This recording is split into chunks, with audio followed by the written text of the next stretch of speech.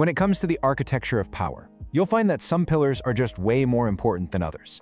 In fact, there's one single force so powerful it can build you an entire fortress of influence, or it can leave you in ruins before you even say a single word.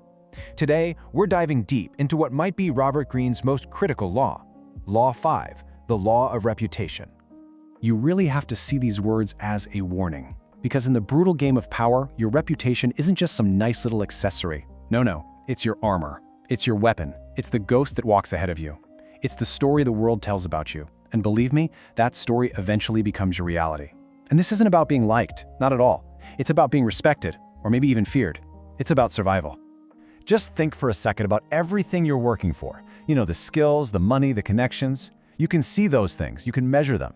But the single most powerful asset you will ever have is completely invisible. It's like an echo, a whisper, a legend. It's the story people tell about you the second you walk out of the room. So, why? Why is this invisible thing the absolute cornerstone of power? Well, the answer is all about psychology. See, a reputation bypasses all our logical thinking and speaks directly to our gut, to our primal instincts of trust and fear. This right here is the core principle. A powerful reputation works as both a shield and a weapon. It makes your rivals second-guess themselves before they even think about attacking you. And at the same time, it draws people to you because everyone wants to be on the winning team. It's the ultimate form of psychological leverage. You can win battles without ever having to fight them. And this is where it starts to feel a little bit like magic. Your reputation travels ahead of you, shaping how people see you before you even show up. Think about it. If someone known for being a genius makes a strange move, people say, wow, what a brilliant strategy. But if someone with a shaky reputation does the exact same thing, they're called a fool. Your reputation doesn't just influence reality. In many ways, it creates it. To really understand just how potent this is, we've got to look at one of history's greatest bluffs, a moment where an entire army was defeated by nothing more than a single man's reputation. Okay, so picture this. We're in ancient China. The legendary General Zhuge Liang is chilling in a small town with just 100 soldiers.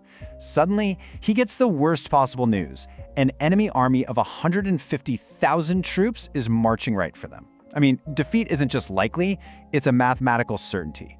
But instead of panicking, Liang does something totally bizarre. He orders the city gates thrown wide open. He tells his soldiers to hide all the flags. Then he himself climbs up on top of the wall, sits down, and calmly starts playing his lute as this massive army appears on the horizon.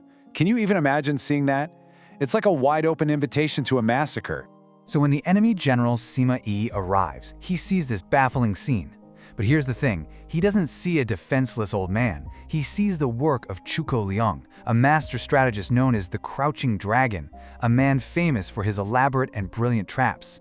Sima Yi's mind is racing. This has to be an ambush. The risk is just too big.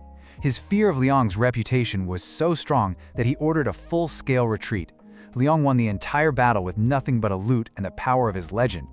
Now that story is a masterclass in power. But how do we take that ancient legend and apply it today? How do you build your own fortress of reputation? It all starts with one single cornerstone quality. You can't be all things to all people, so don't even try. You have to be known for one thing. Are you the most diligent person in the office, the most creative mind on the team, the one person everyone trusts implicitly? Pick your trait and then live it relentlessly.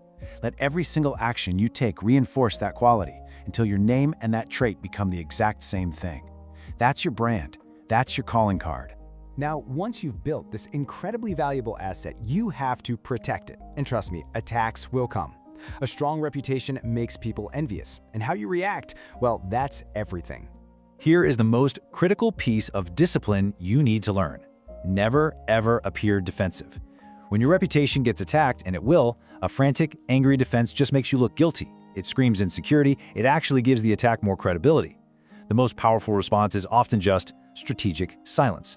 Your calm confidence becomes its own defense, suggesting the whole thing is too absurd to even waste your breath on. And now, let's flip the coin. Reputation is also a scalpel.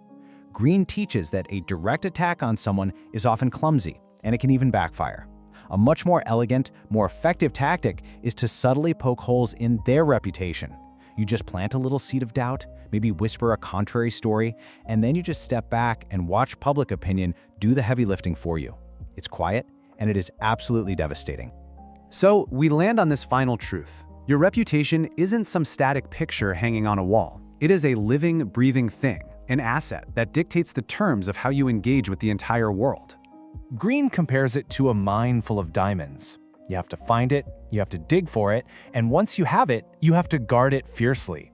Because just like money, it can be stolen. And just like a jewel, if you don't constantly polish it with your actions, its luster will fade away. In the world we live in, perception is reality. Your reputation is the ghost that enters a room before you do, and it speaks for you without making a sound.